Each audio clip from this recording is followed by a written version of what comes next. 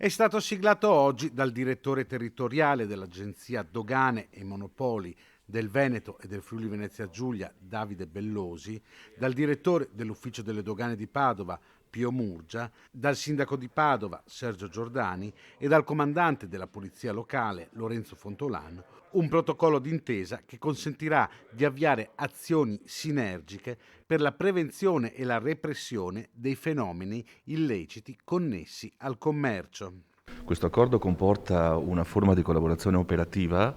che si svilupperà in specifici servizi che verranno fatti in forma congiunta tra il personale della Polizia Locale e della Squadra Attività Produttive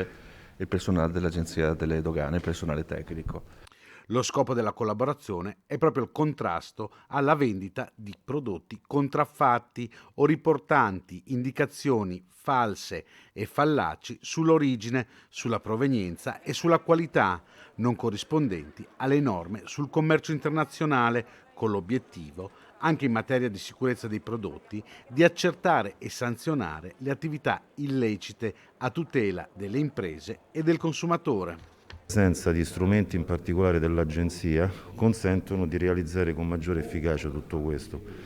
L'Agenzia dispone di uno spettrometro portatile a raggi X che permette di verificare se sono presenti sostanze pericolose nei metalli, nelle plastiche, nei tessuti. Queste prime indicazioni, se dovessero riscontrare positive, permettono ai funzionari dell'Agenzia di poter procedere subito al sequestro penale del prodotto per violazione delle norme del Codice del Consumo. I pezzi sequestrati verranno poi esibiti in quella che potremmo definire una mostra del falso per sensibilizzare la cittadinanza sui pericoli che comporta questo mercato. Importante sensibilizzare l'opinione pubblica sui rischi della contraffazione e sui danni della contraffazione, perché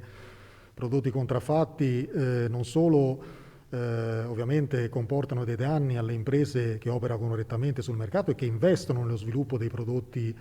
genuini, diciamo così, ma comporta anche dei rischi ormai evidentissimi per la sicurezza e per la salute dei consumatori e per, diciamo, la reputazione del sistema economico nazionale.